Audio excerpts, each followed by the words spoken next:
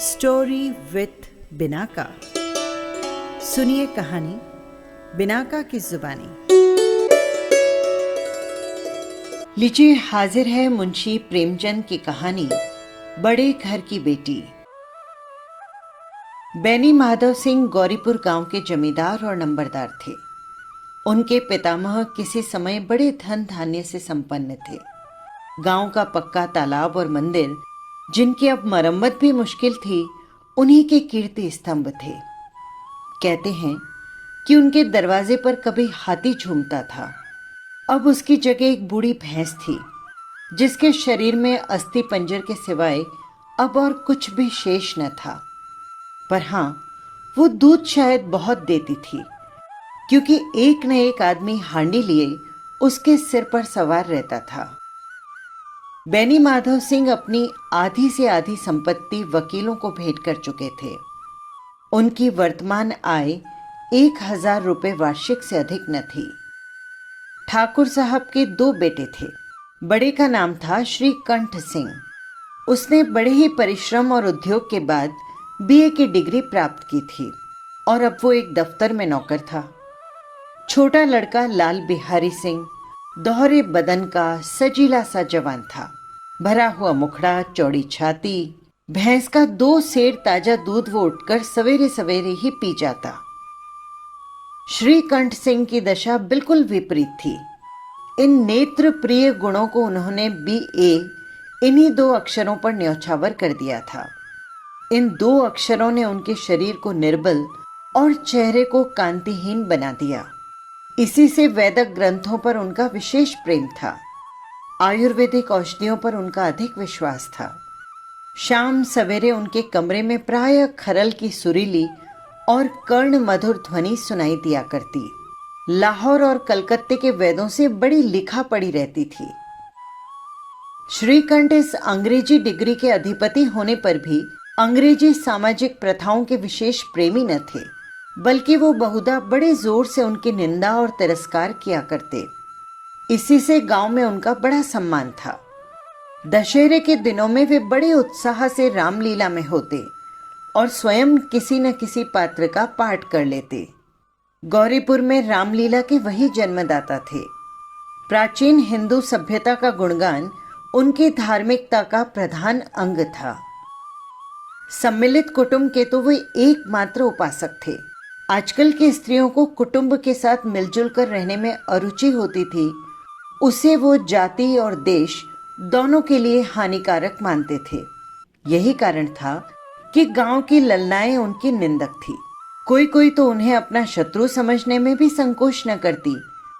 स्वयं उनकी पत्नी को ही इस विषय में उनसे विरोध था। ये इसलिए नहीं कि उसे अपने सास, ससुर, देवर या जेठ से घृणा थी, बल्कि उसका आचार विचार ये था कि यदि बहुत कुछ सहने पर भी परिवार के साथ निर्वाह न हो सके और आए दिन कलह से जीवन को नष्ट करना पड़े, तो उसकी उपेक्षा तो यही उत्तम है कि अपनी खिचड़ी अलग पकाई जाए। आनंदी एक बड़े उच्च कुल की लड़की थी। उसके बाप एक छोटी सी रियासत के तालुकेदार थे।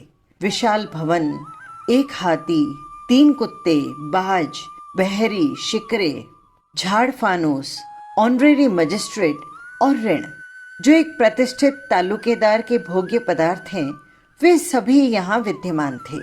नाम था भूप सिंह।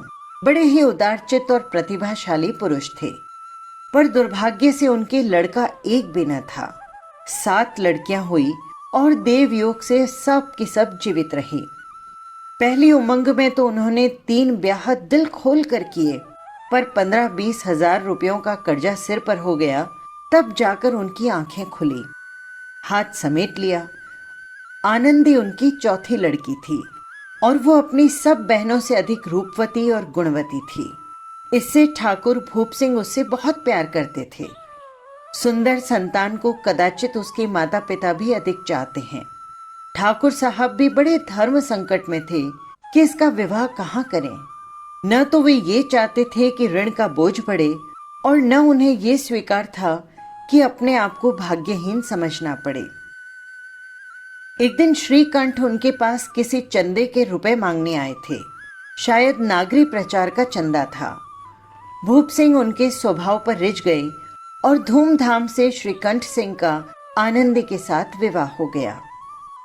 आनंदी अपने नए घर में आई तो यहाँ का रंग ढंग कुछ और ही दिखा। जिस टीम टाम की उसे बचपन से आदत पड़ी हुई थी वो यहाँ नाम मात्र भी न था। हाथी घोड़ों का तो कहना ही क्या, कोई सजी हुई सुंदर बहली तक न थी। रेशमी स्लीपर साथ लाई थी पर यहाँ बाग कहाँ। मकान में तो खिड़कियां तक न थी और न जमीन पर फर्श और न ही दीवार पर कोई तस्वीरें। ये एक सीधा साधा देहाती गृहस्थी का मकान था, किंतु आनंदी ने थोड़े ही दिनों में अपने को इस नई अवस्था के अनुकूल बना लिया। वो ऐसी बन गई मानो उसने विलास के सामान कभी देखे ही न थे। एक दिन दोपहर के समय लाल बिहारी सिंह 2 चिड़िया लिए हुए आया और अपनी भावत से बोला, भाभी जल्दी से पका दो, मुझे बहुत भूख लगी है। आनंदी भोजन बनाकर उसकी राह देख रही थी। अब वो नया व्यंजन बनाने बैठी। हांडी में देखा तो घी पाव भर से अधिक न था। बड़े घर की बेटी किफायत क्या जाने, उसने सारा घी मांस में डाल दिया। लाल बिहारी जब खाने बैठे तो दाल में घी न था। बोला, अरे दाल के लिए घी क्यों नहीं छोड़ा? आनंदी ने कहा, घी तो सब मांस में पड़ गया। लाल बिहारी जोर से बोला, अभी परसों ही तो घी आया है और इतना जल्दी उठ गया। आनंदी ने उत्तर दिया, आज तो कुल पाव भर ही रहा होगा और मैंने वो सब मांस में डाल दिया। जिस तरह सूखी हुई लकड़ी जल्दी से जल उठती है, उसी तरह क्षुधा से बावला मनुष्य जरा सरा सी बात पर तिनक जाता है। लाल बिहारी को भावच की ये ढिठाई बहुत बुरी लगी। तुनक कर बोला, मैके में तो जैसे इनके घी की नदियां बहती हो। कोई भी स्त्री गाली तो सह लेती है, वो मार भी सह लेती है, लेकिन अपनी मायके की निंदा उससे नहीं सही जाती।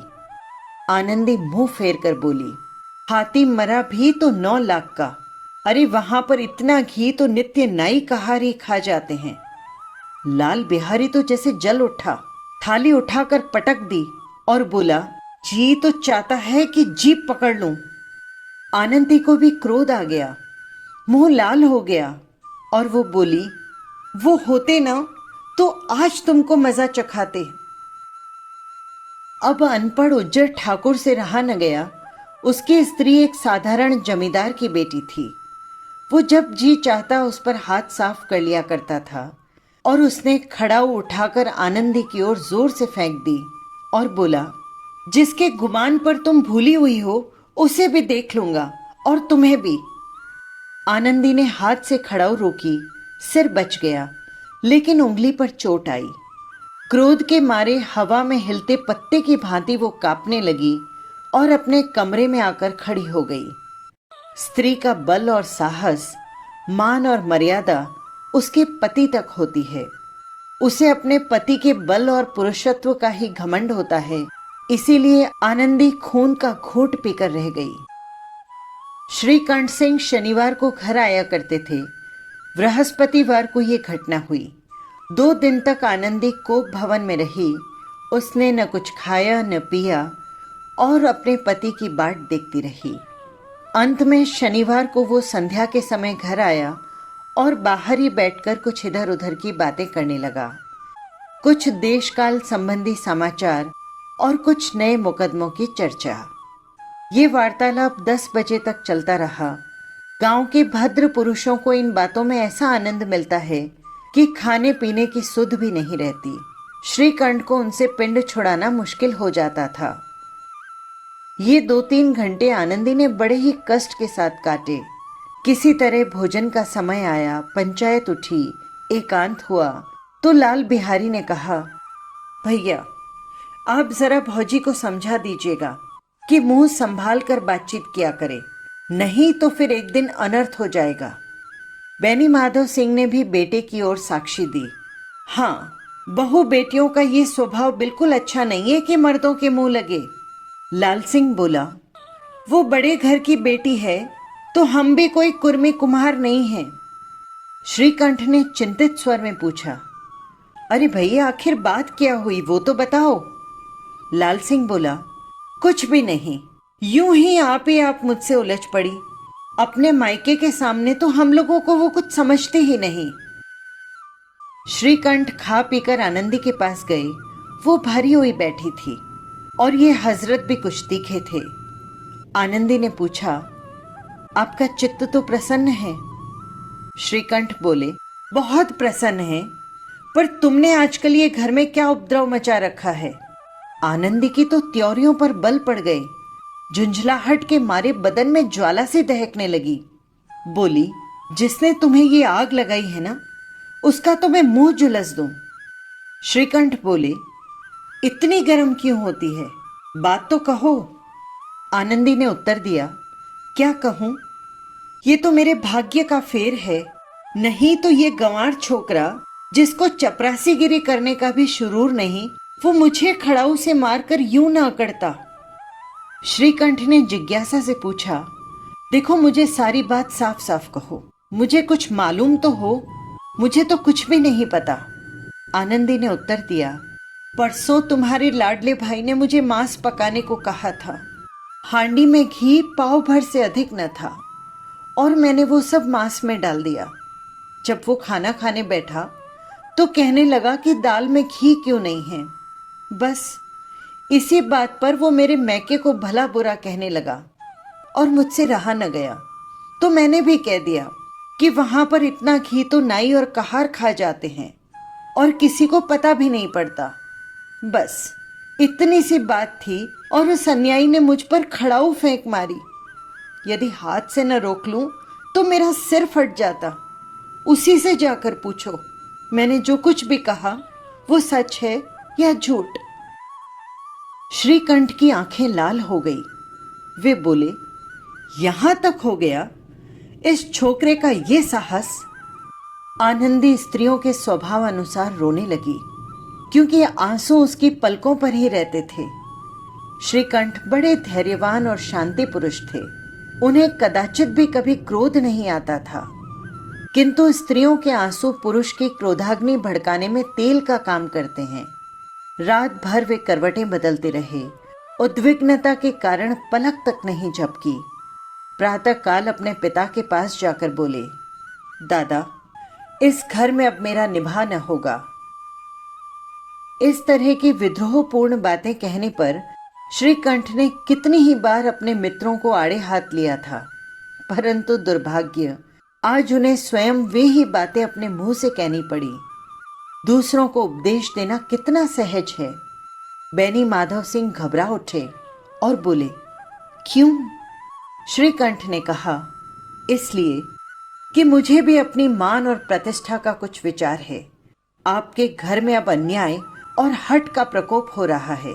जिसको बड़ों का आदर सम्मान करना चाहिए वे उनके सिर पर चढ़ते हैं। मैं दूसरे का नौकर ठहरा, घर पर नहीं रहता, और यहाँ पीछे मेरी पत्नी पर खड़ाऊ और जूतों की बौछार होती है। कड़ी बात की कोई चिंता नहीं, कोई एक की दो कह ले, वहां तक तो मैं सह सकता हूं, किंतु ये कदापि नहीं हो सकता कि मेरे ऊपर लात घूंसे पड़े और मैं दम न मारूं। बेनी माधव सिंह कुछ जवाब न दे सके। श्रीकंठ सदैव उनका आदर करते थे। आज उनके ऐसे तेवर देखकर बूढ़ा ठाकुर अवाक रह गया। केवल इतना ही बोला, बेटा, तुम बुद्धिमान हो और ऐसी बातें करते हो। स्त्रियां इस तरह घर का नाश कर देती हैं। उनको बहुत सिर पर चढ़ाना अच्छा नहीं होता। श्रीकंठ ने कहा, इतना तो मैं जानता हूं, आपके आशीर्वाद से मैं ऐसा मूर्ख नहीं।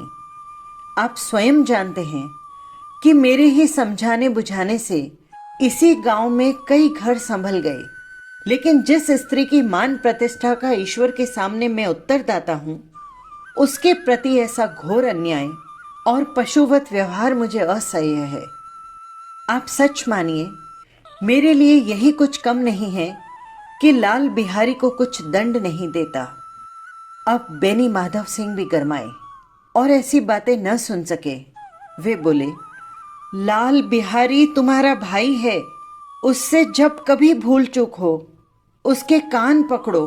लेकिन श्रीकंठ ने बात को काटते हुए कहा, लाल बिहारी को मैं अब अपना भाई नहीं समझता। बेनी माधव सिंह ने पूछा, अपनी पत्नी के पीछे?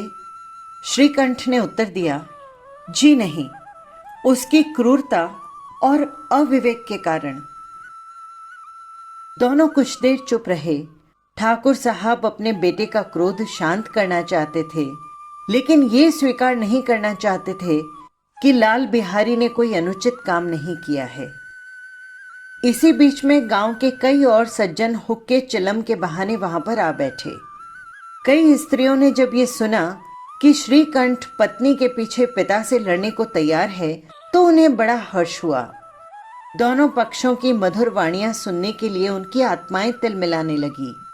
गांव में कुछ ऐसे कुटिल मनुष्य भी थे जो इस कुल की नीतिपूर्ण गति पर मन ही मन जलते थे, और वे कहा करते थे, श्रीकंठ अपने बाप को दबाता है, इसीलिए वो दब्बू है। उसने विद्या पढ़ी है, इसीलिए वो किताबों का कीड़ा है। बेनी माधव सिंह उसकी सलाह के बिना कोई काम नहीं करते, ये उनकी मूर्खता है। इन महानुभावों की मनोकामनाएं आज पूरी होती दिखाई दी। कोई हुक्का पीने के बहाने तो कोई लगान की रसीद दिखाने के बहाने वहां पर आकर बैठ गया। बेनी माधव सिंह पुराने आदमी थे, वो उनके भावों को ताड़ गए। उन्होंने निश्चय किया कि चाहे कुछ भी क्यों न हो, इन द्रोहियों को ताली बजाने का अवसर न दूंगा। तुरंत कोमल शब्दों में वे बोले, बेटा, मैं तुमसे बाहर नहीं हूं, तुम्हारा जो जी चाहे करो। देखो, अब तो लड़के से अपराध हो गया। इलाहाबाद का अनुभव रहित झल्लाया हुआ ग्रेजुएट इस बात को नहीं समझ सका। उसे डिबेटिंग क्लब में अपनी बात पर अड़ने की आदत थी। इन हथकंडों की उसे क्या खबर। बाप ने जिस मतलब से बात पलटी थी वो उसकी समझ में नहीं आई। वो बोल पड़ा, लाल बिहारी के साथ अब मैं इस घर में नहीं रह सकता। बेनी माधव बोले, बेटा, बुद्धिमान लोग मूर्खों की बात पर ध्यान देते हैं। अब वो बेसमझ लड़का है, उससे जो भूल हुई तो उसे क्षमा कर दे। श्रीकंठ गुस्से से बोले, उसकी इस दुष्टता को मैं कदापि नहीं सह सकता। या तो इस घर में अब वो रहेगा या मैं। आपको यदि वो अधिक प्यारा है तो मुझे विदा कीजिए, मैं अपने आप को संभाल लूंगा। और यदि आप मुझे रखना चाहते हैं तो उससे कहिए कि वो जहां चाहे चला जाए। बस ये मेरा अंतिम निश्चय है। लाल बिहारी सिंह दरवाजे की चौखट पर खड़ा चुपचाप बड़े भाई की सारी बातें सुन रहा था। वो उनका बहुत आदर करता था। उसे कभी इतना साहस भी न हुआ कि श्रीकंठ के सामने चारपाई पर बैठ जाए, हुक्का पी ले या पान खा ले। अपने पिता का भी वो इतना मान न करता था। श्रीकंठ का भी अपने भाई से बहुत स्नेह था। अपने होश में उन्होंने कभी उससे डांटा तक न था। जब वो इलाहाबाद से आते तो उसके लिए कोई न कोई वस्तु अवश्य लेकर आते थे। मुदगल की जोड़ी भी उन्होंने ही उसे बनवा कर दी थी। पिछले साल जब अपने से दुगने जवान को नाग पंचमी के दिन दंगल में पछाड़ दिया तो उन्होंने पुलकित होकर अखाड़े में जाकर ही उसे गले लगा लिया था और 5 रुपए के छुट्टे पैसे लुटाए थे। ऐसे भाई के मुंह से आज ऐसी हृदय विदारक बात सुनकर लाल बिहारी को बड़ी ग्लानि हुई। वो फूट फूट कर रोने लगा। इसमें संदेह नहीं कि अपने किए पर अब उसे पछतावा हो रहा था। भाई के आने के एक दिन पहले से उसकी छाती धड़क रही थी कि देखूं भैया क्या कहते हैं। मैं उनके सामने कैसे जाऊंगा, उनसे कैसे बोलूंगा, मेरी आंखें उनके सामने कैसे उठेंगी। उसने समझा था कि भैया मुझे बुलाकर समझा देंगे। इस आशा के विपरीत आज उसने उन्हें निर्दयता की मूर्ति बने हुए पाया। वो मूर्ख था, परंतु उसका मन कहता था कि भैया मेरे साथ अन्याय कर रहे हैं। यदि श्रीकंठ उसे बुलाकर 2-4 बातें कह देते, इतना ही नहीं 2-4 तमाचे भी लगा देते, तो कदाचित उसे इतना दुख न होता। पर भाई का ये कहना कि अब मैं इसकी सूरत नहीं देखना चाहता, लाल बिहारी से सहा न गया। वो रोता हुआ घर आया। कोठरी में जाकर कपड़े पहने, आंखें पोंछी, जिससे कोई ये न समझ सके कि वो रोया था।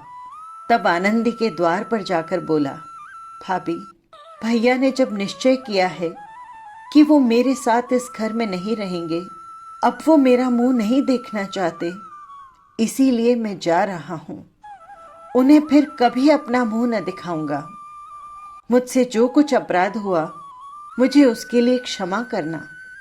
ये कहते कहते लाल बिहारी का गला भर आया। जिस समय लाल बिहारी सिंह सिर झुकाए आनंदी के द्वार पर खड़ा था, उसी समय श्रीकंठ सिंह आंखें लाल किए बाहर से आए। भाई को खड़ा देखा तो घृणा से आंखें फेर ली और कतरा कर निकल गए, मानो उसकी परछाई से दूर भागते हों। आनंदी ने लाल बिहारी की शिकायत तो की थी, लेकिन वो भी अब मन में पछता रही थी। वो स्वभाव से दयावती थी। उसे तनिक भी ध्यान नहीं रहा कि बात इतनी बढ़ जाएगी। वो मन में अपने पति पर झुंझला रही थी कि ये इतने गर्म क्यों होते हैं। उस पर यह भी भय लगा हुआ था कि कहीं मुझसे इलाहाबाद चलने को कहे तो मैं क्या करूंगी।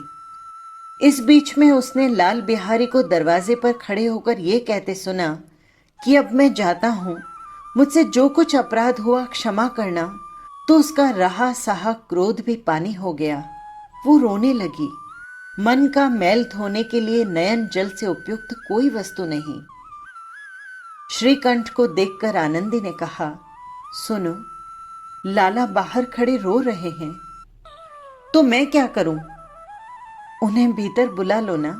मेरी जीभ में आग लगे जो मैंने ये झगड़ा कहां से उठा लिया। मैं नहीं बुलाऊंगा उसे। देखो, बहुत पछताओगे। उन्हें ग्लानि हो रही है। ऐसा न हो कि वे कहीं चले जाएं।